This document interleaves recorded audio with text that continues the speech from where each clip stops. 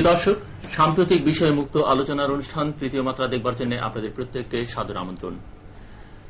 ৩.৫ মাস আগে অনুষ্ঠান যখন আমরা শুরু করি, তারপর থেকে আজ পর্যন্ত এই অনুষ্ঠানে দেশের অনেক সমস্যা নিয়ে কথা হয়েছে, সেগুলোর সমাধান খুঁজে বের করবার চেষ্টা করা হচ্ছে। কিন্তু এই সমস্যার সমাধানের জন্য যে জিনিসটি সবচেয়ে বেশি জরুরি তা হচ্ছে দেশে সুশাসন প্রতিষ্ঠা করা, আইনের শাসন প্রতিষ্ঠা করা এবং সর্বোপরি বিচার বিভাগের স্বাধীনতাকে নিশ্চিত করা। দেশে এগুলোর অবস্থা কি, এসব বিষয় নিয়ে কথা বলবার জন্য এই মুহূর্তে আমাদের সঙ্গে স্টুডিওতে উপস্থিত আছেন আমার বাদিকে গণপ্রজাতন্ত্রী বাংলাদেশ সরকারের মাননীয় যোগাযোগ মন্ত্রী, দেশের অত্যন্ত প্রখ্যাত একজন আইনজীবী, বাংলাদেশ সুপ্রিম কোর্ট বার অ্যাসোসিয়েশনের সাবেক সভাপতি ব্যারিস্টার নাজমুল হুদা, এবং আমার ডান দিকে আছেন বাংলাদেশ সুপ্রিম কোর্ট বার অ্যাসোসিয়েশনের সভাপতি, দেশের অন্য আরেকজন প্রখ্যাত আইনজীবী ব্যারিস্টার রুকনউদ্দিন মাহমুদ। আমরা দর্শক মণ্ডলী, আপনারা জানেন যে আমরা আলোচনাটা শুরু করি আমার বাদিক থেকে, কিন্তু আজকে একটু ভিন্নভাবে আমি আমার ডান দিক থেকে আলোচনাটা শুরু করতে চাই। এই কারণে যে যিনি এখন বাংলাদেশ সুপ্রিম কোর্ট বার অ্যাসোসিয়েশনের নেতৃত্ব দিচ্ছেন, তার কাছ থেকে আমরা শুনি যে দেশে সুশাসনের অবস্থা কি, আইনের শাসনের অবস্থা কি, বিচার বিভাগের অবস্থাটি কি। আমরা লক্ষ্য করছি যে বিচার বিভাগ প্রায়শই বিরতি দিয়ে দিয়ে বেশ উত্তপ্ত হয়ে উঠছে। আপনি আপনার বক্তব্যে তিনটে জিনিসের কথা বলেছেন: সুশাসন, আইনের শাসন, বিচার বিভাগের স্বাধীনতা। সুশাসন বলতে আমরা, শাসন বলতে আমরা যেটা বুঝাই বা সুশাসন বলতে যেটা বুঝাই সেটা হচ্ছে দেশের সামগ্রিক পরিস্থিতি বর্তমানে যে অবস্থায় আছে সেটা। দুর্ভাগ্যবশত ল অ্যান্ড অর্ডার সিচুয়েশন, যেটা মানুষের সবচেয়ে প্রাথমিক এবং বড় কনসার্ন, এই ফিল্ডে আমরা এই পর্যন্ত কোন রকম উন্নতি পরিলক্ষণ করছি না। কারণ এটা যতক্ষণ পর্যন্ত law and order situation improve না করবে ততক্ষণ পর্যন্ত মানুষরা নিরাপত্তাহীনতায় ভুগবেন, নিশ্চয়তার মধ্যে ভুগবেন। আর বিশেষ করে বর্তমান সিজনে রমাদান মাসে ঈদ যখন আসছে, সেটা মানুষের জন্য আরো বিরাট প্রকট হয়ে দাঁড়াবে সমস্যাটা। এটা দেখা যাচ্ছে এই ব্যাপারে আপনার সব সরকারই মোটামুটি এই প্রবলেমটা ট্যাকেল করতে পারেনি। আপনি অতীতের সরকারগুলো এগুলো ট্যাকেল করতে ব্যর্থ হয়েছে, বর্তমান সরকারও ব্যর্থ হয়েছে, যার জন্য পর্যায়ক্রমে জিনিসটা এখানে গিয়ে পৌঁছেছে। রমজান এবং ঈদের মধ্যে আরেকটা জিনিস আছে, সেটা হচ্ছে দ্রব্যমূল্য, খাদ্যের। এবং বর্তমানে একটা দ্রব্যমূল্যের এমন এক পর্যায়ে পৌঁছেছে, ইটস ভেরি অ্যালার্মিং। যারা নিম্ন মধ্যবিত্ত, গরিব, ফিক্সড ইনকাম গ্রুপের লোক, তারা এটা দ্বারা অত্যন্ত হার্ড হিট হয়েছে। প্রয়োজনীয় দ্রব্যাদি, খাদ্য দ্রব্যের মূল্য অসম্ভবভাবে বেড়ে গেছে, মানুষের আওতার বাইরে চলে গেছে। এই সমস্যাও দেখা যাচ্ছে কোনোভাবেই কোনো পদক্ষেপের দ্বারা এটাকে রোধ করা যাচ্ছে না, যেভাবে এটা অর্থমনে। এই দুটো জিনিসই যদি দেখেন তাহলে বলতে হবে যে একটা সরকারের যে শাসন ব্যবস্থার কোন রকমের ইফেক্ট এই দুটো জায়গায় সেখানে পড়েনি। এটাই মেইন লোকের কনসার্ন এই জায়গাটাতে। আরেকটা জিনিস আছে, সাথে সাথে আপনার আইনের শাসনের প্রশ্ন তুলেছেন। সেখানেও আমরা দেখতে পাচ্ছি যে সব জায়গায় পত্রপত্রিকা খুললে, বিভিন্ন সমাবেশে, বক্তৃতা দিলে, সেখানে আমরা যেটা দেখতে পাচ্ছি সেখানে হচ্ছে শাসন এখন যেটা হচ্ছে সেটাকে আইনের শাসন কোনো মতেই লোকে বলতে পারছেন না। এখানে আইনের প্রাধান্যটা শাসন ব্যবস্থাতে হচ্ছে না, বরং অন্য কিছুর প্রাধান্যটা এসে যাচ্ছে, একটা ব্যক্তির শাসনের প্রাধান্যটা এসে যাচ্ছে, রাজনীতিকরণের প্রক্রিয়াটা এসে যাচ্ছে, দলীয়করণের বা দলের এটা এসে যাচ্ছে। এটার জন্য আমি ঢালাওভাবে সমালোচনা করতে চাই না। আমার এই বক্তব্যটা আমি চাই না যে এমন ভাবে বুঝুক যে আমি সরকারকে ঢালাওভাবে করছি।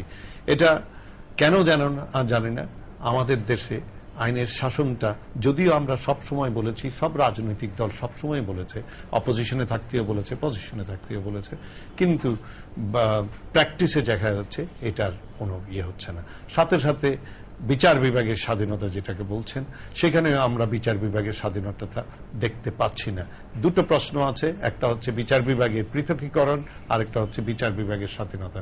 সেই মাজদার হোসেনকে যেটা নিয়ে সবসময় কথা হচ্ছে বিচার বিভাগ পৃথকীকরণ, আনফর্চুনেটলি জাজমেন্টটা 99-এ হলেও আজকে 2003, 4 ইয়ার্স হয়ে গেছে, 3টা সরকার চলে গেছে। 99-এ ছিল আওয়ামী লীগ সরকার, তারপরে আসলো 3 মাসের জন্য কেয়ারটেকার গভর্নমেন্ট, তারপর 2001 অক্টোবর থেকে আমরা বর্তমানে দেখতে পাচ্ছি বিএনপি সরকার। কিন্তু এই রায়ের কোনো বাস্তবায়নটা হচ্ছে না। কেন হচ্ছে না সেটাও বুঝতে পারছি না। বিচার লোয়ার জুডিশিয়ারির পৃথকীকরণের প্রশ্নটা ইজ এ ফান্ডামেন্টাল ইস্যু। কারণ এখন দেখা যাচ্ছে যারা বিচার করছেন তারা সরকারের চাকরিজীবী, ম্যাজিস্ট্রেসি বলেন বা সাব জাজ বলেন বা ডিস্ট্রিক্ট জাজ বলেন, এরা ম্যাজিস্ট্রেসি হোম মিনিস্ট্রির আন্ডারে, আর সাবঅর্ডিনেট জুডিশিয়ারি বলতে যেটা ডিস্ট্রিক্ট জাজ এন্ড সাবঅর্ডিনেট জাজেস বলি, তারা ল মিনিস্ট্রির আন্ডারে। এখানে দেখা যাচ্ছে ল মিনিস্ট্রি এবং হোম মিনিস্ট্রি বিভিন্ন সময়ে তাদের কার্যক্রমে কার্যপ্রক্রিয়াতে ফোন করে বা বিভিন্নভাবে অভিযোগ আছে যে তারা ইনফ্লুয়েন্স করার চেষ্টা করছেন। আর ইন্ডিপেন্ডেন্স অফ জুডিশিয়ারি বলতে সেটা হচ্ছে সুপিরিয়র কোর্টের, সুপ্রিম কোর্টের যেটা আছে, সেখানে মেইন কিভাবে সেটা এখন সবচেয়ে বিতর্কের সম্মুখীন হয়েছে জজ নিয়োগ প্রক্রিয়াটা, বিচার বিভাগে উচ্চ আদালতে জজ নিয়োগ প্রক্রিয়াটা। এখানে মেইন অভিযোগ যেটা সেটা হচ্ছে এখানে একটা এই প্রক্রিয়াটাকে অনেকটা রাজনৈতিক দৃষ্টিকোণের শিকার হয়ে গেছে। এখানে একজন লোককে তার সততা, দক্ষতা, প্রজ্ঞা এগুলার ভিত্তিতে মূল্যায়ন না করে তাকে বলা হচ্ছে যে তাকে তার রাজনৈতিক এলিজেন্সের উপর ভিত্তি করে সেটা দেওয়া হচ্ছে, এবং সেটার জন্য সবাই ফিল করছে যে বিচার বিভাগের স্বাধীনতাটা এখানে খর্ব হচ্ছে। আমি মনে করি আমাদের দেশে এই ক্ষেত্রে একটা আমূল পরিবর্তন আনা উচিত। সংবিধানে শুধু আছে 10 বছরের আইনজীবী হিসাবে অভিজ্ঞতা বা 10 বছরের চাকরি হলে হবে, কিন্তু এটা তো আপনি মিনিমাম আজকাল যে কোনো লোকই 10 বছর করলে কি জজ হয়ে যাবে? 10 বছরের প্র্যাকটিস বা 10 বছরের চাকরি না, তাহলে তার অন্য কিছু আছে। তার জ্ঞানের জিনিসটা দেখতে হবে, তার প্রজ্ঞার ইয়েটা দেখতে হবে, তার আপনার সততার প্রশ্ন আছে, দক্ষতার প্রশ্ন আছে, সেগুলো দেখতে হবে। সেগুলো কি হবে সেটা কোনো রিটেন কোনো কিছু আমরা দেখতে পাচ্ছি না, সংবিধানেও দেখতে পাচ্ছি না, অন্য কোনো আইনেও দেখতে পাচ্ছি না। 10 বছর এটা তো কোয়ালিফিকেশন হতে পারে না, কোয়ালিফিকেশন অন্যরকম কোয়ালিফিকেশন, সেগুলো কোথাও মেনশন নেই। সেই ক্রাইটেরিয়ান গুলো মেনশন থাকতে হবে, গাইডলাইন্স গুলো থাকতে হবে। আমি মনে করি এখন সময় এসছে এগুলাকে অ্যাড্রেস করা, সাথে সাথে এখানে বলেও দিতে হবে ডিসকোয়ালিফিকেশনটা কি কি কি জিনিস থাকলে সে হতে পারবে না সেগুলো বলা উচিত, এবং এগুলো লিখিত হওয়া উচিত। এককালে সংবিধানে ছিল যে চিফ জাস্টিসের সাথে কনসালটেশন করা, সংবিধান থেকে সেটা চলে গেছে আজ থেকে প্রায় 25 বছর আগে। তারপর থেকে আর সংবিধানে না থাকলেও বিভিন্ন সময়ে চিফ জাস্টিসকে প্রথা হিসেবে চিফ জাস্টিসের সাথে আলোচনা করা হয়েছে। ইদানিং এখন দেখা যাচ্ছে বলা হচ্ছে যে না, সেই আলোচনার প্রশ্ন নাই। আমরা বলতে চাচ্ছি যে যা হয়ে গেছে অতীত, let us all forget it, let us make a new beginning, let us from now on set down the criterion, set down the guidelines, set down the qualifications which are required of a person before he could be appointed a judge. At the same time, let us print it out what should be the disqualification. সাথে সাথে এটাও বলি what will be the chief justice's role in it, one. আর এই criterion গুলো যে একজন লোকের আছে কি নাই এটা বিচার করার কে করবে? একটা কমিটি করে দেন, জুডিশিয়াল কমিটি, হাই পাওয়ার যারা অভিজ্ঞতা সম্পর্কিত লোকগুলো আছে যাচাই করবে। না হলে judiciary, particularly superior judiciary, supreme court, এটা which is the last resort of a people, এদের একটা ভাবমূর্তি আছে, এদের উপরে মানুষের অনেক আস্থা আছে, এটা আস্তে আস্তে নষ্ট হয়ে যাবে। এটাও যদি নষ্ট হয়ে যায় তাহলে কিন্তু লোক যাবে কোথায় তাদের প্রতি? মাননীয় মন্ত্রী, আপনি আপনার অবস্থান থেকে এই বিষয়গুলোকে কিভাবে দেখছেন, এবং আপনি সুপ্রিম কোর্ট বার অ্যাসোসিয়েশনের সভাপতির বক্তব্য শুনলেন। ধন্যবাদ জিল্লুর রহমান সাহেব, আপনাকে প্রথমে আমি অভিনন্দন জানাচ্ছি যে আপনার এই তৃতীয় মাত্রা অনেক দূরে গিয়েছে। 100টি অনুষ্ঠান করার গৌরব আপনি অর্জন করেছেন, এবং আপনার মাধ্যমে দেশবাসীকেও আমি আমার এই পবিত্র রমজানের শুভেচ্ছা এবং ধন্যবাদ আপনাদেরকেও, কারণ আপনাদের সহযোগিতায় সেটি সম্ভব হয়েছে। আজকে অত্যন্ত গুরুত্বপূর্ণ একটা বিষয় নিয়ে আমরা এখানে বসেছি, এবং আই এম রিয়েলি প্লিজড যে আমরা দুজনেই আইনজীবী এবং দুজনেই সুপ্রিম কোর্টে নেতৃত্ব দিয়েছি। সুপ্রিম কোর্ট বার অ্যাসোসিয়েশনের প্রেসিডেন্ট উনি আছেন, আমি ছিলাম। আইনজীবীর অঙ্গনে যে কতগুলো সমস্যা আজ চিহ্নিত হয়েছে এবং আমাদের রুকনুদ্দিন মাহমুদ সাহেব বলছিলেন, যেগুলো আমি মনে করি খুবই গুরুত্বপূর্ণ বিষয়, যেটা আমাদের অবশ্যই অ্যাড্রেস করার প্রয়োজন রয়েছে। আমি ফার্স্ট অফ অল আমি আইন শৃঙ্খলার ব্যাপারে উনি কয়েকটা কথা বলেছেন সুশাসনের অঙ্গ হিসেবে। দুটি কথাই বলেছেন, আইন শৃঙ্খলা এবং দ্রব্যমূল্য। আইন শৃঙ্খলার ক্ষেত্রে এটা ঠিক, বিগত সরকারও পারেনি। যে কথাটা উনি বলেছেন, সাকসেসিভ কয়েকটা গভর্নমেন্টই ঠিক আইন শৃঙ্খলাটাকে কন্ট্রোলে রাখার ব্যাপারে ততটুকু অবদান তারা রাখতে সক্ষম হয়নি। এটা এখনো সমস্যা হিসেবে রয়ে গেছে। আমি মনে করি কথাটা সত্যি, কিন্তু আমাদেরকে দেখতে হবে যে একটা সরকার কি বা করতে পারে। একটা সরকার জনগণ দ্বারা নির্বাচিত হওয়ার পর তার প্রথম কাজটাই হচ্ছে দেশে শান্তি রক্ষা করা, জনমনে নিরাপত্তা প্রদান করা এবং সত্যিকার অর্থে আমরা যে বর্তমান সরকার, আমাদের নেত্রী বেগম খালেদা জিয়ার নেতৃত্বাধীন যে বর্তমান সরকার, এই সরকারের ক্ষমতায় আসার প্রেক্ষাপটও কিন্তু অনেকটা বলতে গেলে আইন শৃঙ্খলার উপরেই সেটা হয়েছে। অর্থাৎ আমরা দেখেছি বিগত সরকার আইন শৃঙ্খলা নিয়ন্ত্রণ রাখা তো দূরের কথা, বিভিন্ন রকমের কার্যকলাপের মধ্য দিয়ে জনগণের কাছে এই ধারণাটাই তারা দিয়েছে যে সরকার, সেই সময়ের সরকার আইন শৃঙ্খলা নিয়ন্ত্রণ তো তারা করবেই না, বরং তাদেরই পৃষ্ঠপোষকতায় অনেক রকমের সন্ত্রাস বা সন্ত্রাসী কর্মকাণ্ড হচ্ছিল। এই ধরনের একটা ধারণা কিন্তু জনগণ নেওয়ার পরেই রাজনৈতিক পরিবর্তনটা এসেছে এবং আমাদের মাইন্ডেও কিন্তু এটা একটা বিরাট বড় প্রধান বিষয় হিসেবে ছিল যে আইন শৃঙ্খলার কারণেই যদি আজকে একটা সরকার জনগণ কাছ থেকে দূরে সরে যায়, আমাদের ঠিক এই কাজটাকে প্রথমে দেখতে হবে। অর্থাৎ জনগণের কাছে থাকতে হলে, তাদের আস্থা পেতে হলে আমাদের প্রথমেই এই আইন শৃঙ্খলা পরিস্থিতিরই উন্নতি করতে হবে এবং সেই লক্ষ্যেই কিন্তু বর্তমান সরকার অনেকগুলো পদক্ষেপ গ্রহণ করেছে এবং পদক্ষেপগুলো অনেকটা আইনের সংস্কারের মধ্যেও গেছে। যেমন আমরা এটা দেখেছি যে অনেক সময় অপরাধী তাকে হঠাৎ করে জামিন দিয়ে দিলে সে জামিন পাওয়ার সঙ্গে সঙ্গে নিজেকে মুক্ত মনে করে এবং সাথে সাথে সে তার সন্ত্রাসী কর্মকাণ্ড অব্যাহত রাখে। আমরা আইন করেছি দ্রুত বিচার ট্রাইব্যুনালে যাতে একবারেই বিচার হয়ে সে বেরিয়ে আসে, হয় খালাস অথবা অভিযুক্ত হয়ে শাস্তি। এই প্রক্রিয়াটা দ্রুত বিচার ট্রাইব্যুনালের মধ্য দিয়ে বর্তমান সরকার আইন পরিবর্তন করে সেখানে এনেছে। আমি যেটা বলতে চাচ্ছি সেটা হচ্ছে একটা সরকার প্রচেষ্টা, তার যে ইচ্ছা, সদিচ্ছা, সেই সদিচ্ছার বহিঃপ্রকাশ বিভিন্ন কর্মকাণ্ডের মধ্য দিয়ে এই সরকার করেছে। তার মধ্যে আইনের সংস্কার হচ্ছে অন্যতম প্রধান একটা বিষয়, যেটার মাধ্যমে আমরা এই আইন শৃঙ্খলা ইস্যুটাকে ট্যাকল করতে চেয়েছি।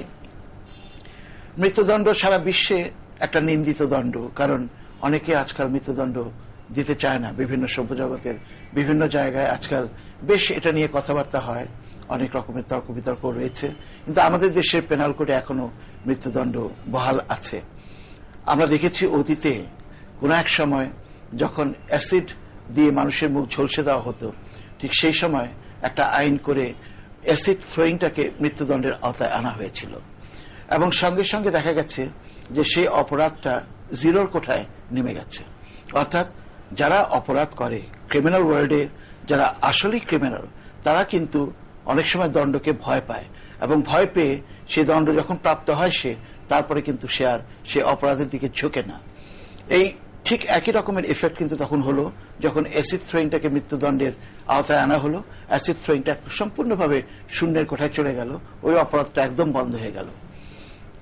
এই সরকার শুধুমাত্র গ্রেপ্তারই নয়, গ্রেপ্তারের সাথে সাথে তদন্ত করে বিচারে নিয়ে যে সেখানে বিচারের মাধ্যমে মৃত্যুদণ্ড প্রাপ্ত আজ প্রায় 52-র উপরে এ ধরনের অপরাধী আজ অনেক আমরা সংবাদপত্র দেখি, আপনাদের টেলিভিশনও আসে যে কারা মৃত্যুদণ্ড প্রাপ্ত হয়েছে এবং দেখা গেছে সেখানে কিভাবে জনগণ সেটাকে লাইক করেছে যে এই ধরনের সন্ত্রাসী কর্মকাণ্ডের বিরুদ্ধে এত বড় একটা শাস্তি প্রদান করা হয়েছে, প্রশংসিত হয়েছে। কথা হচ্ছে এরপরেও কেন অপরাধটা থামছে না, অপরাধ কেন কমছে না? সরকার তো যা পারার তাই করছে, সরকারের সাধ্যমতো সরকার চেষ্টা করছে অপরাধীকে বিচারে নিয়ে আসতে, তাকে দণ্ড দিতে, তারপরেও কেন অপরাধ কমছে না? এ ব্যাপারে আমার একটা ধারণা আছে। ধারণাটা হচ্ছে এই যে সত্যিকার অপরাধী যদি হতো তাহলে কিন্তু ওই অ্যাসিড থ্রোয়িং যেরকম ভাবে শূন্যের কোঠায় নেমে গিয়েছিল, ঠিক একইভাবে এই মৃত্যুদণ্ড এত বেশি হওয়ার পরে কিন্তু প্রকৃত অপরাধীরা আর কোন অবস্থাতেই অপরাধ জগতে রয়েছে এটা কিন্তু আমি বিশ্বাস করতে চাই না। আমি মনে করি অন্য কোনো কিছু আজ এই আইন শৃঙ্খলার ক্ষেত্রে কাজ করছে। সেটা হচ্ছে আমরা রাজনীতি করি, রাজনৈতিকভাবে যদি আমি দেখি যে সন্ত্রাসী একটা সরকারের পতন ঘটাতে পারে, যেটা আমরা দেখেছি বিগত সরকারের অনেকটা জনগণ থেকে বিচ্ছিন্ন হওয়ার অন্যতম কারণ হচ্ছে এই সন্ত্রাস।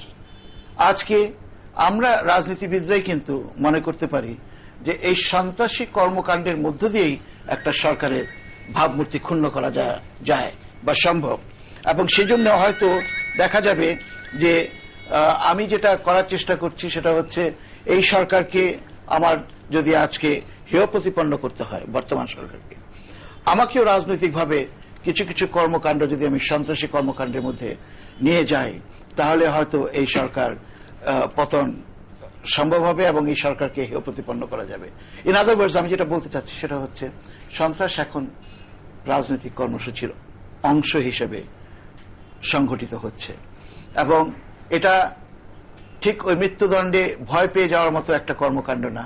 এটা দলের নেতা বা দলের হাইকমান্ডের নির্দেশে কোনো কোনো জায়গায় কিছু কিছু নৈরাজ্যকর অরাজক পরিস্থিতি সৃষ্টি করা, সন্ত্রাসী কর্মকাণ্ডের মধ্য দিয়ে সরকারকে বিব্রত করা কিংবা তাকে হেয় প্রতিপন্ন করা, এরই অংশ হিসেবে কিন্তু এখন এই আইন শৃঙ্খলা পরিস্থিতি আমি মনে করি বেশিরভাগই এই কারণে হচ্ছে। তো এখানে আমার মনে হয় আমরা পাল্টাপাল্টি রাজনীতির অনেকটা শিকার। সেই হিসাবে যারাই আমরা রাজনীতি করি আমাদের এই উপলব্ধিটা এখন আসার প্রয়োজন রয়েছে যে জনস্বার্থে, দেশের স্বার্থে আমাদেরকে রাজনীতি এত দূর নিয়ে যাওয়া উচিত না যে রাজনীতির মধ্য দিয়ে দেশের নৈরাজ্য হতে পারে, অরাজকতার সৃষ্টি হতে পারে কিংবা দেশের স্বার্থ ক্ষুণ্ণ হতে পারে। কাজে এখানে আমি মনে করি আমাদের রাজনৈতিক যে শক্তিগুলো তাদের একত্র হওয়ার প্রয়োজন রয়েছে এবং তাদের মাধ্যমেই এই ধরনের আইন শৃঙ্খলা পরিস্থিতি থেকে আমরা হয়তো নিজেদেরকে রক্ষা করতে পারব। এটা হচ্ছে আইন শৃঙ্খলার সাইড। আর একটা দ্রব্যমূল্যের ব্যাপারেও আমি মনে করি প্রত্যেক রমজানের আগে কিছুটা দ্রব্যমূল্যের স্ফীতি ঘটে, এটা হয়েই আসছে। হ্যাঁ, এটা ঠিক যে এ ব্যাপারেও দ্রব্যমূল্য যতটুকু নিয়ন্ত্রণে রাখা উচিত ছিল এখন পর্যন্ত সরকার সচেষ্ট রয়েছে সেটাকে সেই পর্যায়ে নিয়ে আসতে। কোনো কোনো ক্ষেত্রে আমরা দেখেছি কিছু কিছু কারণে হয়তো এটা হয়েছে, সেটা নিয়ন্ত্রণ করার জন্য যথেষ্ট অনুশাসন ইতিমধ্যেই সরকার দিয়েছে। কারণ আমরা মনে করি জনগণের স্বার্থ মাথায় নিয়েই আমাদেরকে শাসন ক্ষমতায় থাকতে হবে। জনগণের স্বার্থের পরিপন্থী কোন গণতান্ত্রিক সরকার কর্মকাণ্ড চালাতে পারে না। আর আমরা যদি বিশ্বাস করি যে জনগণই সকল ক্ষমতার উৎস, জনগণের স্বার্থের পরিপন্থী কোন কর্মকাণ্ড এই সরকার যে করবে না এর প্রমাণ কিন্তু এই সরকার এর আগেও রেখেছে। আমি এই কথার সঙ্গে সঙ্গেই আমি চলে যেতে চাচ্ছি বিচারের ক্ষেত্রে, যেখানে এই স্বাক্ষরটা কিভাবে আমরা রেখেছি একটু অতীত আমি ঘাটতে চাই। অতীতটা এই জন্য ঘাটতে চাই যে বিচার বিভাগের স্বাধীনতা অনেকটা একটা পথ পরিক্রমায় বর্তমান পর্যায়ে এসেছে। আমরা দেখেছি 1972-এর সংবিধান, সেখানে বিচার বিভাগের বিশেষ করে উচ্চ আদালতের স্বাধীনতা অবশ্যই সেখানে বহাল ছিল এবং 72-এর সংবিধানটা সবাই গ্রহণ করে নিয়েছিল ঠিক সেইভাবে। চতুর্থ সংশোধনীতে আমরা দেখেছি সেই বিচার বিভাগের স্বাধীনতা সম্পূর্ণভাবে হরণ করা হলো, অর্থাৎ একজন চিফ জাস্টিসকেও যে কোনো কারণে তাকে ডিসমিস করার মতো একটা ক্ষমতা রাষ্ট্রপতির হাতে দিয়ে দেওয়া হলো। চতুর্থ সংশোধনী আপনারা জানেন এটা আওয়ামী লীগের আমলের একটা অত্যন্ত কালো কানুন ছিল, যেটার মাধ্যমে গণতান্ত্রিক সরকার রীতিমতো একটা একদলীয় শাসন ব্যবস্থায় রূপান্তরিত হয়েছিল। তো যাই হোক, আমি ওতে যেতে চাই না। আমি যেটা বলতে চাচ্ছি সেটা হচ্ছে এই বিচার বিভাগ সম্পূর্ণভাবে নির্বাহী ক্ষমতার অধীনস্থ করা হলো চতুর্থ সংশোধনীর মাধ্যমে। আমার নেতা জিয়াউর রহমান প্রয়াত উনি এখন মরহুম শহীদ, আমরা তাকে খুব শ্রদ্ধাভরে স্মরণ করি, কারণ তিনি সেই সময় বিচার বিভাগের স্বাধীনতা ফিরিয়ে আনার জন্য, যদিও তিনি একজন সৈনিক ছিলেন, কিন্তু তার ভেতরে এই যে গণতান্ত্রিক মূল্যবোধটা, এটা তিনি এমন শক্তিশালীভাবে প্রকাশ করেছেন যে জাতি আজ তাকে সেজন্য অত্যন্ত শ্রদ্ধাভরে স্মরণ করে। এই বিচার বিভাগকে যখন নির্বাহী বিভাগের অধীনস্থ করা হলো, প্রথম কাজটি যেটা তিনি করলেন, এটার সেই স্বকীয়তা, স্বাধীনতা উনি আবার ফিরিয়ে দিলেন। পঞ্চম সংশোধনীর মধ্য দিয়ে এই সুপ্রিম জুডিশিয়াল কাউন্সিল, যেটার কথা আজকাল আপনারা শুনছেন, এই পঞ্চম সংশোধনীর মধ্য দিয়ে কনস্টিটিউশনে আবার সেই উচ্চ আদালতের স্বাধীনতাটাকে ফিরিয়ে আনা হলো, এবং সেখানে যেনতেনভাবে একজন বিচারপতিকে যাতে কেউ কোনো সময় অপসারিত করতে না পারে, যেটা চতুর্থ সংশোধনীতে ছিল, সেটা থেকে জাতিকে রেহাই দিয়ে তিনি এই সুপ্রিম জুডিশিয়াল কাউন্সিলের বিধান তখন করেছিলেন। এবং এটাই সেই বিধানের মূল উদ্দেশ্য ছিল যে যদি কোনো বিচারপতি সত্যিকার অর্থে কোন রকমের মিসকন্ডাক্ট করে থাকে, তাহলে তাকে অপসারণ শুধুমাত্র সুপ্রিম জুডিশিয়াল কাউন্সিলের সুপারিশের মাধ্যমেই করা যাবে। অপসারণ তো রাষ্ট্রপতি করবেন, কিন্তু সুপ্রিম জুডিশিয়াল কাউন্সিলের তদন্ত এবং সুপারিশের মাধ্যমেই সেটা করা যাবে। এটা কিন্তু এই আমাদের প্রয়াত নেতা, মরহুম নেতা জিয়াউর রহমান সাহেবই এই সংশোধনীটা পরবর্তীতে এনেছিলেন। আজকে সেই বিচার বিভাগ নিয়ে অনেক কথা বলা হয়। আজকে এ কথা অত্যন্ত স্পষ্ট যে বর্তমান সরকার,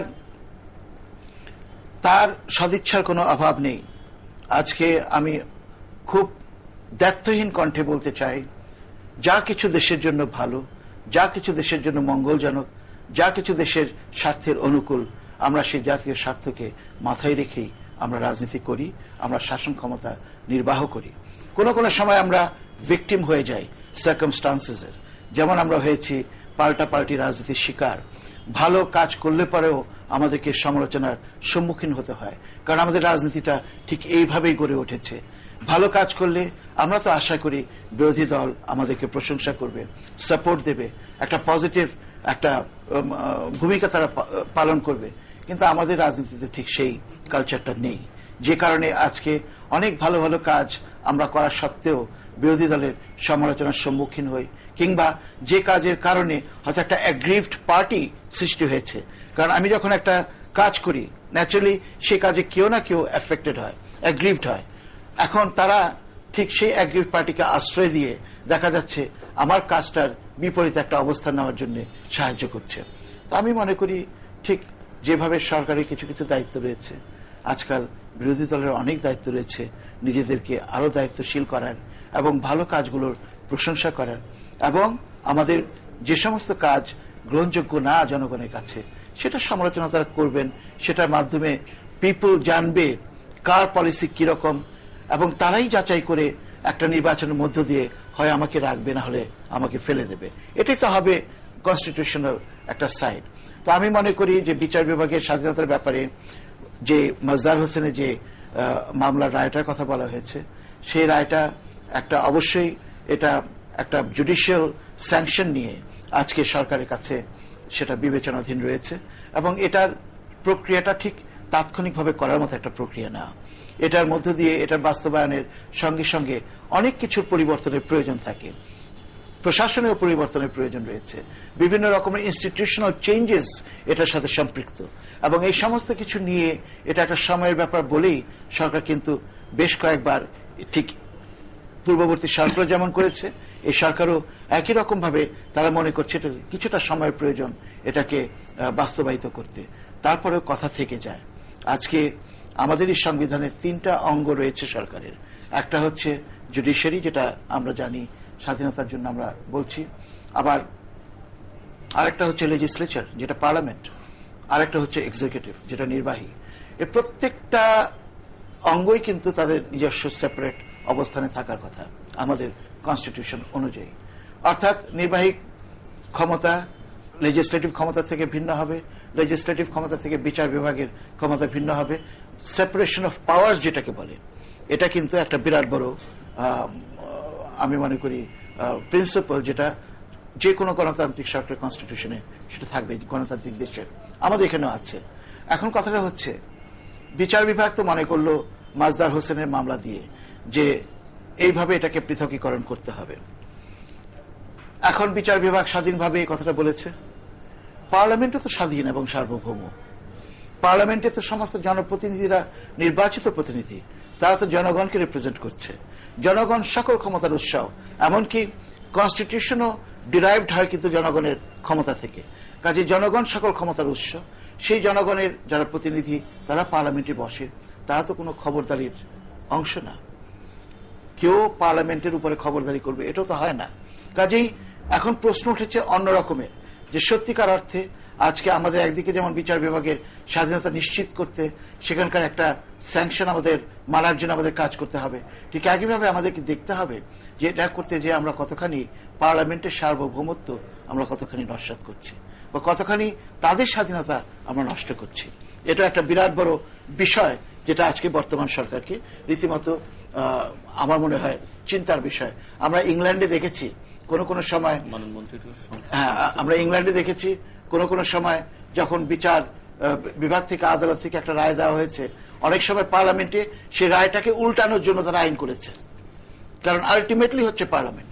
তো কাজেই আমি মনে করি যে আমাদের দিক থেকে আমরা আন্তরিকতার কোনো অভাব দেখাই নেই। আজকে সুশাসন বলেন, আজকে বিচার বিভাগের স্বাধীনতার কথা বলেন, আইনের শাসন বলেন, আইনের শাসন অবশ্যই আজকে আইনের শাসন নিয়ে আমরা ক্ষমতায়, কারণ আমরা মনে করি আইনের মধ্য দিয়ে একটা দেশ পরিচালিত হবে।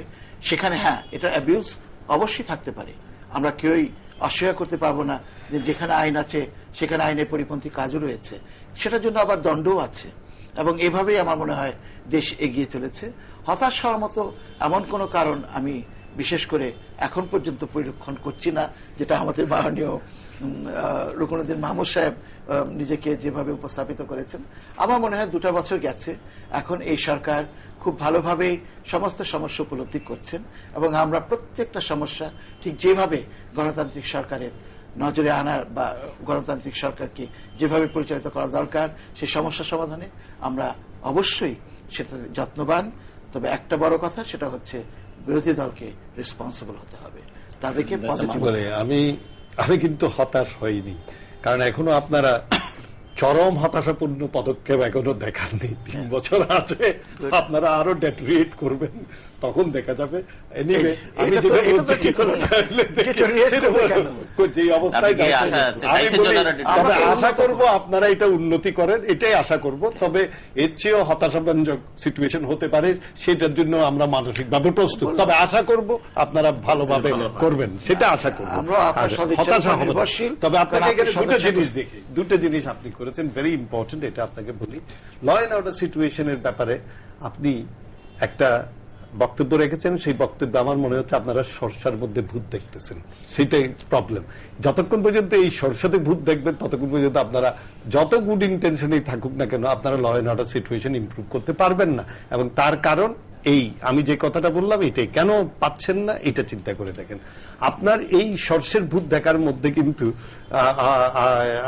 মনে হচ্ছে আইয়ুব আমলের সময় মোনায়েম আইয়ুবের যেই একটা দৃষ্টিভঙ্গি ছিল ল এন্ড অর্ডারের 60s এর দিকে, আপনারা সেটা কিছু হলেই এটা নাশকতামূলক কাজ হচ্ছে, বিরোধী দলগুলো করছে, এইভাবে করছে। সুতরাং এটার জন্য আমি জানি না এই পর্যন্ত অ্যাকসেপ্টেবল পাবলিকের কাছে অ্যাকসেপ্টেবল এরকম কোন প্রমাণ আপনারা এখনো আনতে পারেননি। যখন আনেন তখন দেখাবেন, কিন্তু এই মানসিকতা যদি আপনার মনে থাকে তাহলে আপনি ল এন্ড অর্ডার সিচুয়েশন কোনোদিনই ইমপ্রুভ করতে পারবেন না। এই জন্য you are directing yourself to a wrong angle, অন্যদিকে তাকাচ্ছেন। আরেকটা জিনিস বলি যে আইনের শাসনের ব্যাপারে আপনারা যে কথাগুলো বলছেন বা জুডিশিয়ারির ইন্ডিপেন্ডেন্সের ব্যাপারে, মাজদার হোসেন জাজমেন্টের রায়ের ব্যাপারে, একটা রায় 4 বছর লাগবে, এটা কিন্তু কোনোদিন হতে পারে না। আর আপনি দ্রুত বিচার ট্রাইব্যুনাল আইন করে আপনারা বলছেন অনেক ল এন্ড অর্ডার সিচুয়েশনের একটা দেখাচ্ছেন যে এই পদক্ষেপ। আমি আপনাকে বলি দ্রুত বিচার ট্রাইব্যুনালটা কিন্তু আইনের শাসনের পরিপন্থী। কেন আমি বলি আপনাকে, করছেন আপনি যদি রুল অফ ল এর যে অরিজিনাল কনসেপ্ট যদি আপনি যান, সেখানেই বলা আছে যে রুল অফ ল এর one of the foremost conditions হচ্ছে যে কোন ট্রাইব্যুনাল বা স্পেশাল ট্রাইব্যুনাল দ্বারা বিচার ব্যবস্থা হবে না, সেখানে বিচার ব্যবস্থা হবে দেশের শাসনতন্ত্রের আন্ডারে এবং ল এর আন্ডারে যেসব বিচারালয় বা বিচারগুলো থাকবে, আদালত থাকবে, তাদের দিয়ে হবে। এবং সেটা ফান্ডামেন্টাল থিং। আমি সেটা কনস্টিটিউশনের প্রশ্নে যাচ্ছি না, আপনারা আইনের মধ্যে দিয়ে এনেছেন, আমি সেটাতে আমি প্রশ্ন দিই। কিন্তু আজকে এই 3 মাস হয়ে যাওয়ার পরে দ্রুত বিচার ট্রাইব্যুনাল সম্পর্কেও মানুষের মনে প্রশ্ন এসে গেছে। এই যে আপনি বলেছেন 52, দ্য লেটেস্ট ডেথ সেন্টেন্স গুলো নিলে এটা 60-র উপরে চলে গেছে এখন। এই ট্রাইব্যুনালে আপনি 1% জাজমেন্টও আপনার অ্যাকুইটাল হয়নি। This is also very alarming. আপনি অনেকে পেয়েছে, কিন্তু এটা 1% অ্যাকুইটাল হয়নি এখন। আপনি দেখেন, মানে মুষ্টিমেয় কয়েকটা কেসে আপনি বলেছেন একদম যে হয় না তা না, আমি সেটাও বলছি না, কিন্তু এটা অত্যন্ত নগণ্য সেটা হয়েছে। আর আরেকটা জিনিস আপনি বলেছেন ব্রিটেনের উপরে নির্ভর করে, যাই হোক, এনিওয়ে আমি সেটা বিচারের রায় হয়েছে উপরে দেখবে, আমি এর চেয়ে বেশি আর কোনো আমি করতে চাই না। তবে এটাও ঠিক, people are alarmed by the rate of death sentence, by the rate of conviction, দুইটাতেই কতটুকু যাচ্ছে সেটা দেখতে হবে। অপরাধী ঠিক আছে সেটা, কিন্তু কথা হলো তার জন্য তো একটা এটাও দেখতে হবে যে নিরপরাধ লোক যাতে না যায়। এনিওয়ে এটা হাইকোর্ট সুপ্রিম কোর্টে আসবে, ওরা জাজমেন্ট গুলো দেখবে। আমি সেটা, আপনি আরেকটা জিনিস বলেছেন যে সেটা আমি আপনার সাথে একমত হতে পারছি না। আপনি বলছেন যে পার্লামেন্ট ইজ দি আলটিমেট। বাংলাদেশের যে unitary form of government, constitutional government আছে, parliament is not the ultimate. Parliament cannot pass any law that it wants to. এখানে একটা কনস্টিটিউশনাল লিমিটেশন আছে। কনস্টিটিউশনাল লিমিটেশন হচ্ছে কনস্টিটিউশনের সুপ্রিমেসিটা হচ্ছে আমাদের কনস্টিটিউশনে। Parliament is not supreme or sovereign. British Parliament is sovereign because there is no written constitution. Amader entire power to legislate belongs to the Parliament, no doubt about it.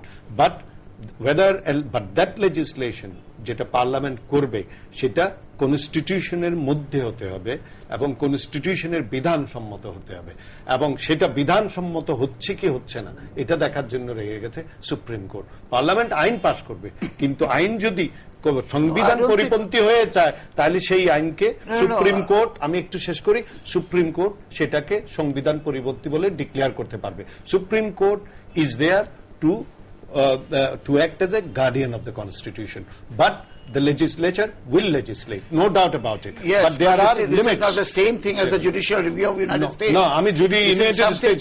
You are perhaps quoting 8th Amendment. আমি 8th amendment তো যাচ্ছি না। 8th amendment is something else. সেটা হচ্ছে ওইগুলা। আমি সংবিধান as it is, সেখানে লেখা আছে সংবিধানে যে কোন আইন যদি সংবিধানের কতগুলো চ্যাপ্টারের পরিপন্থী হয় সেই আইনগুলো আনকনস্টিটিউশনাল। তাহলে এই লিমিটটা লেজিসলেচারের একটা পাওয়ার অফ লেজিসলেশন একটা লিমিট আছে সংবিধানে। কনস্টিটিউশনাল প্রভিশন চেঞ্জ করতে পারবেন একটা উইথ দ্য রিকোয়ার্ড মেজরিটি, যেটা আপনাদের আছে। বাট আই ডোন্ট নো, আপনি এটা বারবার বলছেন কি এটা কি একটা থ্রেট দিচ্ছেন যে কনস্টিটিউশন চেঞ্জ করবেন? এটা থ্রেট, সেটা আপনারা করতে পারেন। Constitution can be changed definitely. হ্যাঁ, parliament that can change it can change the constitution, definitely it can change the constitution. But আবার constitutional amendment will have to be in accordance with the provision laid down in the constitution. Even the constitutional amendment can be declared unconstitutional. সেটাও court করতে পারে। What I'm trying to say is the whole thing is in the parliament. But what I'm saying is this, that you, the present government, has the requisite majority in the parliament to change the constitution. সেটা আমি স্বীকার করে নিচ্ছি। এখন করবেন কি করবেন না সেটা আপনাদের, আর করলে সেটা বৈধ কি সাংবিধানিক হবে কি না হবে সেটা পরে দেখা যাবে, কোন যদি সেরকম প্রশ্ন উত্থাপন হয়। এটা আরেকটা জিনিস যেটা বলছেন যে এই কনস্টিটিউশনে কিন্তু বলা আছে যে সুপ্রিম কোর্টের রায় বাংলাদেশের রিপাবলিকের যে কোনো অঙ্গ সংগঠনকে এটা মেনে চলতে হবে। এখন একটা রায় দিয়েছে 94 সালে, আপনারা এতদিন বলছেন আমরা চেষ্টা করছি, কার্যকর করছি, সময় নিচ্ছি, ঠিক আছে বুঝলাম। আজকে গত 2 সপ্তাহ ধরে কিন্তু আপনারা সুর বদলিয়ে দিয়েছেন। সেই সুর হচ্ছে যে the Supreme Court cannot dictate the legislation. এটা একটা নতুন জিনিস এসেছে। আপনি অনেকটা না, আপনারা এতদিন বলেননি। আপনাদের যত টাইম পিটিশন সুপ্রিম কোর্টে ফাইল করেছেন, যত বক্তব্য এসেছে, এই আঙ্গিকটা এটা বলছি না আমরা যেটা বাস্তবায়ন করবো না এই কথা কিন্তু আমরা বলছি না, কিন্তু এই আইন অবশ্যই বাস্তবায়িত হবে। আমি যেটা বলতে চাচ্ছি সেটা হচ্ছে সুপ্রিম কোর্ট ক্যান লে certain guidelines on the basis of which a law can be enacted in the parliament, but it cannot say you parliament do this act. No, it hasn't done so. In Masdar Hossain's case it hasn't done so. In Masdar Hossain's case a certain action of the government was challenged in the Supreme Court. ওটাকে বলেছে যে এই পদক্ষেপগুলো এই অবৈধ হয়েছে, এখন সেখানে 12টা গাইডলাইন দিয়ে টু অ্যাচিভ দ্যাট, ঠিকই বিকজ আছে। কনস্টিটিউশনেই বলা আছে যে লোয়ার জুডিশিয়ারির সেপারেশনটা এনশিওর করা আছে। Right. তখন সুপ্রিম কোর্ট গাইডলাইন দিল যে কনস্টিটিউশনের এই নির্দেশটা এইভাবে পরিপালন করেন। আমি আপনাকে বলেছি, কিছুক্ষণ আগে আমি বলেছি যে আমরা অন্য অসুবিধার কথা বলেছি। আমরা বলেছি যে এই রায়টা বাস্তবায়নের সঙ্গে সঙ্গে অনেক কিছু পরিবর্তনের প্রয়োজন ঠিক আছে, অনেক সময় নেওয়া হচ্ছে, ঠিক আছে, আপনি করবেন সেটা বলে। তবে আমার মনে হয় এটা যত তাড়াতাড়ি করতে পারেন তাহলে তত লোকের জন্য ভালো, মানুষের মন থেকে একটা মিসগিভিংস চলে যাবে, এবং আইনের লোয়ার জুডিশিয়ারিকে সেপারেট করতে পারলে আপনার জন্য সুবিধা, আমার জন্য সুবিধা, জনগণের জন্য সুবিধা, এটার বেনিফিট পিপল পাবেন, আর আপনার এই রাজনৈতিক পদক্ষেপের যে ক্রেডিট সেটা আপনি পাবেন। জনগণ কোন সময় আমাদেরকে মিসবিলিভ করে নাই, আমি অত্যন্ত গর্বের সাথে বলতে পারি। জনগণ কোন সময় বিশেষ করে জাতীয়তাবাদী দলের সরকারকে মিসবিলিভ করে নাই, এবং সেই কারণেই আজকে এই দলটাই ম্যাক্সিমাম কিন্তু ক্ষমতায় জনগণের আস্থা নিয়ে। আমাদেরকে কোন সময় মিসবিলিভ করে না পিপল, কাজে আমরা এমন কোন কাজ করি না যাতে সেই জনগণের আস্থা নষ্ট হয়, যাতে জনগণ আমাদেরকে সেটা কারা ছিল ক্ষমতায়, শুনেন কারা কখন বেশি সময় ছিল সেটা এখানকার ডিবেটের ইস্যু না। This are part of history. But this is a question of people's acceptability. This is a question of people's acceptability. These are political matters. আর কিছু প্রসঙ্গ এই মুহূর্তে বার কাউন্সিল অ্যাক্ট নিয়ে বেশ বিতর্ক হয়েছে। আপনি বলছিলেন বিচারপতি নিয়োগ, এই যে এই কথাটা আমি আসছি, বিচারপতি নিয়োগের ব্যাপারে উনি যে প্রশ্নটা করেছেন, which is a correct thing that he has pointed out, যে বিচারপতি নিয়োগটা অবশ্যই একটা স্বচ্ছ এবং ট্রান্সপারেন্ট একটা সিস্টেমের মধ্যে দিয়ে আসার প্রশ্ন আছে, এবং যেখানে merit should be the first thing to be looked into. কোনো পলিটিসাইজেশনের মাধ্যমে না, দলীয়করণ বিচারপতি নিয়োগের ব্যাপারে আমরাও করি না, করতে চাইও না। কারণ আজকে এই বার কাউন্সিলের amendment is the biggest proof and evidence যে এই সরকার কি চায় বিচারপতি নিয়োগের ব্যাপারে। দেখেন, একটা বিচারপতি নিয়োগকৃত হয়, আমি আনছি সংযোগটা, আমাকে একটু সময় দিতে হবে। একটা আইনজীবী থেকে একজন বিচারক হয়, আইনজীবীর রিক্রুটমেন্টটা হচ্ছে সবচেয়ে ইম্পর্টেন্ট জিনিস। এতদিন পর্যন্ত বার কাউন্সিলে আইনজীবী রিক্রুটমেন্ট হতো একটা পলিটিক্যাল কনসিডারেশনে, কারণ বার কাউন্সিলটা একটা নির্বাচিত প্রতিষ্ঠান হিসেবে যারা সেখানে ক্ষমতায় এসেছে তারা তাদের দলীয়করণের মাধ্যমে আইনজীবী রিক্রুট করেছে, এটা বাস্তবতা, আমাদের অস্বীকার করার উপায় নেই। এবং এই আইনজীবীরাই আস্তে আস্তে অভিজ্ঞ হয়ে পরবর্তীতে বিচারক হয়। কাজে গোড়াতেই যদি আপনার এই গলতটা থাকে, তাহলে ন্যাচারালি সেখানে রাজনীতিকীকরণ বিচারপতি নিয়োগে কিন্তু আসাটা স্বাভাবিক। আমরা কি করেছি, আমরা বার কাউন্সিল অ্যামেন্ড করে এখন আমরা বলেছি যে না, একজন আইনজীবীকে রিক্রুট করতে হলে, এনরোল করতে হলে এটা জুডিশিয়ারির মাধ্যমে হতে হবে।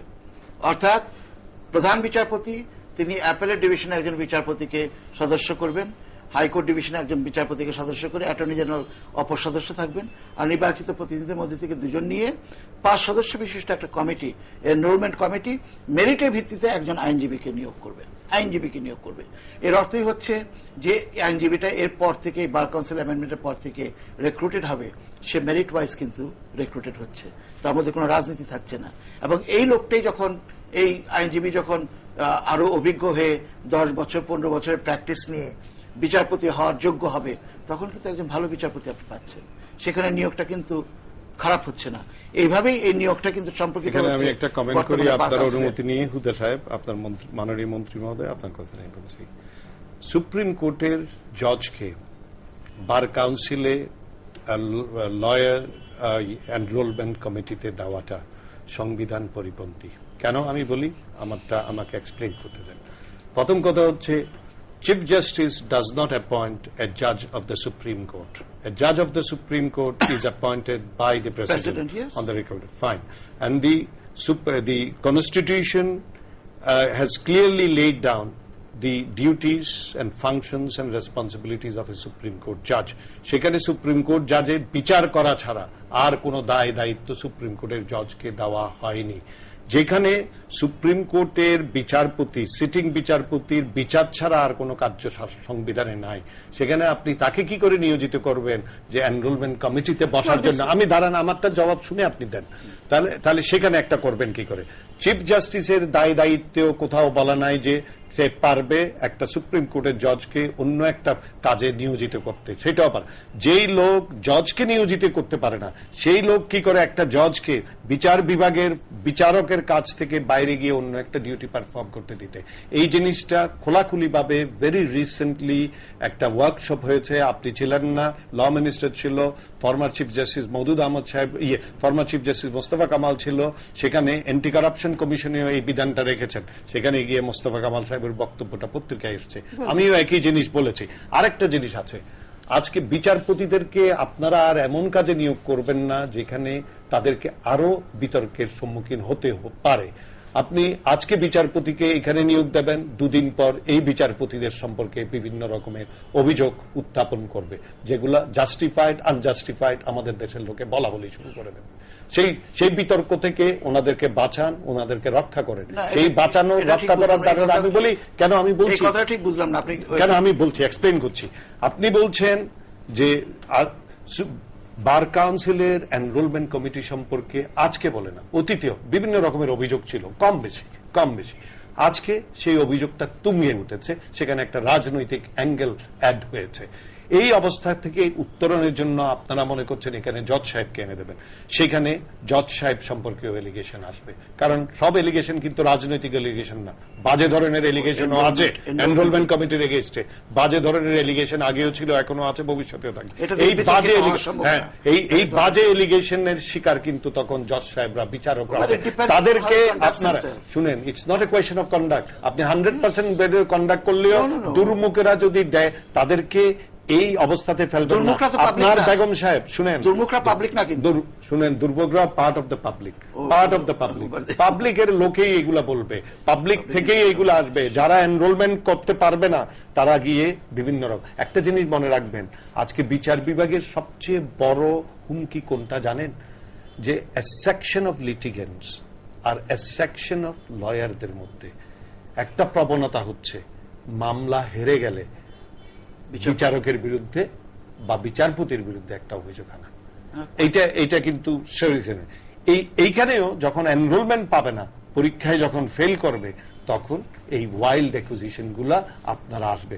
সুতরাং অ্যাকুজিশনের ভয়ে আপনি রাইট থিংটা করবেন না, এটা তো হতে পারে না। রাইট থিং এটা হবে না কেন আমি আপনাকে বলি। প্রথম হচ্ছে বিচারপতিকে বিচারের কাজের মধ্যে রাখেন, এখানে আইনেন না। অতীতে ছিল একটা জিনিস, 65-এর আগে সেটা অন্য আইন ছিল, চেম্বারশিপ পরীক্ষার বিধান ছিল, হাইকোর্টে এনরোলমেন্টের বিধান ছিল। এখন এনরোলমেন্ট কিন্তু হাইকোর্ট টাইকোর্ট না, বার কাউন্সিল অ্যাক্ট 1965 হওয়ার পরে আমূল পরিবর্তন হয়েছে। আমি বলবো, আমার মত, আপনি হয়তো ডিসএগ্রি করতে পারেন, বিচারপতিদেরকে এখানে আনলে আপনার বিতর্কের সময়। আর চিফ জাস্টিস যদি করে, তাহলে চিফ জাস্টিসের অলরেডি এই পদটা, ব্যক্তি না, কোন ব্যক্তি সম্পর্কে আমি বলছি না, এই পদটা যে কোনো কারণেই হোক 13th অ্যামেন্ডমেন্টের পরে আজকে বিভিন্ন বিতর্কের সম্মুখীন হয়েছে, যেহেতু একটা হয়েছে। কিন্তু এইখানে যদি আপনারা আনেন, সেই জিনিসটা আপনার ব্যক্তিগত মতামত হতে পারে, অবশ্যই। আমি কিন্তু কোনো ব্যক্তি সম্পর্কে বলছি না, আমি পদ সম্পর্কে মতামতের কথা বলছি, আমি ব্যক্তিগত মতামতের কথা বলছি। এটা অবশ্যই this is something which can be looked into. I am sure যে এই মতামতটা করে ফেলে দেওয়ার মতো মতামত না, এবং এখানে এটার মধ্যে দিয়ে অবশ্যই সরকার যদি মনে করে যে না, একটা ইনস্টিটিউশন বিতর্কিত হওয়ার সম্ভাবনা রয়েছে, তবে আমার কথা হচ্ছে যে দুর্মুখকে ভয় করে আমি একটা সিস্টেম আনবো না, এটা হয়। তবে আমি আপনাকে বলি, এই জিনিসটা আপনারা ভালো করে করতে পারেন। কিভাবে আমি সেটা আপনাকে বলি। চিফ জাস্টিসকে অ্যাপয়েন্টমেন্ট না দিয়ে আপনারা বার কাউন্সিল অ্যামেন্ডমেন্ট করে, ঠিক আছে, লয়াররা করতে পারছে না, আপনারা ভয় করছেন, অতীতেও কথা, ঠিক আছে, আপনারা দুজন রিটায়ার্ড জাজের প্রভিশন করে দেন সেখানে। ঠিক যেভাবে বার কাউন্সিল যেভাবে তাদের মধ্যে থেকে এনরোলমেন্ট কমিটির সদস্য নিয়োজিত সিলেক্ট করত, বার কাউন্সিলকেই করতে দেন, দুজন বিচারপতি দিয়ে দেন, বার কাউন্সিল সিলেক্ট করবে। বার কাউন্সিলে আপনার বেগম সাহেবের মতো লোকও কিন্তু আছে, মিসেস শেখ মাহমুদ আগেও ছিল, এখনো আছে। কিন্তু শুনে, রিটায়ার্ড বিচারপতিরা তো এখন রাজনীতিবিদ হয়ে যায় না, না, যারা অনেকে আছে যারা রাজনীতি না, বেশিরভাগ রাজনীতি থেকে দূরে। কাজে আমি মনে করি যে ঠিক, এটা ঠিক, আমরা একটা দেশের স্বাধীন বিচার ব্যবস্থা নিয়ে অনেক রকমের আলোচনাই আমাদের করার প্রয়োজন রয়েছে, ভবিষ্যতে আরো শুধরানোর প্রয়োজন রয়েছে। আমরা ট্রায়াল এন্ড এররের মধ্যে দিয়েই একটা অবস্থানে এই পর্যন্ত এসেছি, ভবিষ্যতে আরো অনেক মতামতের ভিত্তিতে হয়তো অনেক পরিবর্তন, অনেক সংস্কার আমাদের আনতে হতে পারে। কেউই ভুলের ঊর্ধ্বে না, ভুল তো হতেই পারে, এবং সেই ভুলটা যদি উপলব্ধি করা যায় সঠিকভাবে এবং সেটাকে যদি আন্তরিকভাবে শুদ্ধ করা যায়, সেটাই হবে আমার মনে হয় সবচেয়ে ভালো জিনিস। তবে আমি ফিল করি যে আইনজীবীদের মধ্যে ইদানিং একটা ঐক্যের কিছুটা হলেও আভাস দেখা গেছে, এবং সেখানে অনেকটা পাল্টাপাল্টি থেকে আমার মনে হয় আইনজীবীরা বেরিয়ে আসতে সক্ষম হয়েছে। এবং এটার কারণে ঠিক আইন অঙ্গনে যে ধরনের সংস্কার আসা দরকার, বিচার বিভাগে যে ধরনের স্বাধীনতা আসা দরকার, সবকিছু নিয়েই আমার মনে হয় সময় এসেছে এখন আমাদের সমগ্র আইনজীবী সমাজকে চিন্তা ভাবনা করা, এবং সেটার ভিত্তিতেই বর্তমান গণতান্ত্রিক সরকারকে নেসেসারি গাইডলাইনের মধ্যে দিয়ে সামনের দিকে এগিয়ে যাওয়ার একটা ইঙ্গিত তারা অবশ্যই দিতে পারেন।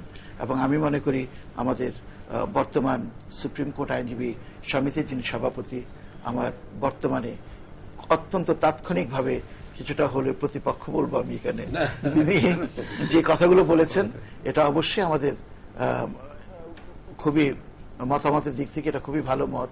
এটা আমাদের অবশ্যই দেখার প্রশ্ন আছে। আরো চেঞ্জ, আরো সংস্কার এ সরকার করতে প্রস্তুত, যেটা ভালো, যেটা দেশের জন্য স্বার্থের অনুকূল, সেটাই আমরা ইনশাআল্লাহ ভবিষ্যতে আমরা আশা করছি। নজমুল হুদা সাহেব যে কথাটা বলেছেন যে ইদানিং আইনজীবীদের মধ্যে পরিলক্ষিত হচ্ছে একটা ঐক্যের ভাব, তারা এখন আবার নতুন ভাবে একটা ঐক্য জাগাবার প্রচেষ্টায় আছে, সেটাতে নজমুল হুদা সাহেব একটা ভূমিকা রেখেছেন। সেটা আমি বলবো, আমি জানি সেই ভূমিকার কথা, উনি প্রশংসার দাবিদার।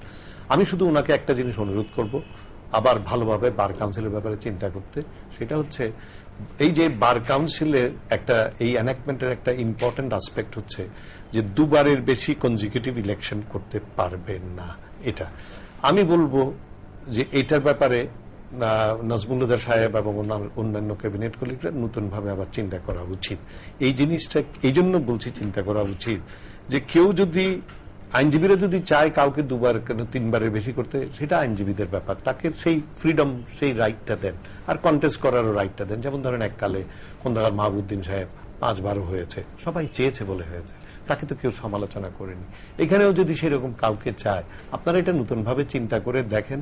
এটা আমার মনে হয় যেই ইনিশিয়েটিভটা বার কাউন্সিল কনফারেন্সে, বার কাউন্সিল কনফারেন্সের যে স্পিরিট আমরা দেখতে পেয়েছি, যে নতুন চিন্তা ভাবনা, সেটার আঙ্গিকে আমার মনে হয় এটাও যদি আপনারা করে দেন তাহলে ভালোই হবে। সময় শেষ। দর্শক মন্ডলী, আপনারা যারা আমাদের এই অনুষ্ঠান দেখছেন, আমাদের অনুষ্ঠান সম্পর্কিত যে কোনো মতামত জানিয়ে আমাদের লিখতে পারেন। আমাদের লিখবার ঠিকানা পরিচালক, তৃতীয় মাত্রা, চ্যানেল আই, জিবিও বক্স 2433, ঢাকা 1000। আমাদের ইমেইল করতে পারেন এই অ্যাড্রেসে ttmatra@ccn-media.com। আপনারা চিঠিপত্র লিখবেন বা ইমেইল করবেন, সঙ্গে পূর্ণ ঠিকানা এবং সম্ভব হলে আপনাদের ফোন নাম্বার দেবেন। সম্মানিত আলোচকবৃন্দ, আলোচনা অংশ নেবার জন্য আপনাদের দুজনকে অসংখ্য ধন্যবাদ। দর্শক মন্ডলী, আমরা চাই আমাদের দেশটাকে গণতান্ত্রিকভাবে সুপ্রতিষ্ঠিত করতে এবং গণতন্ত্রকে প্রাতিষ্ঠানিক রূপ দেবার জন্য দেশের সুশাসন নিশ্চিত করতে হবে, আইনের শাসন দরকার, বিচার বিভাগের স্বাধীনতা দরকার।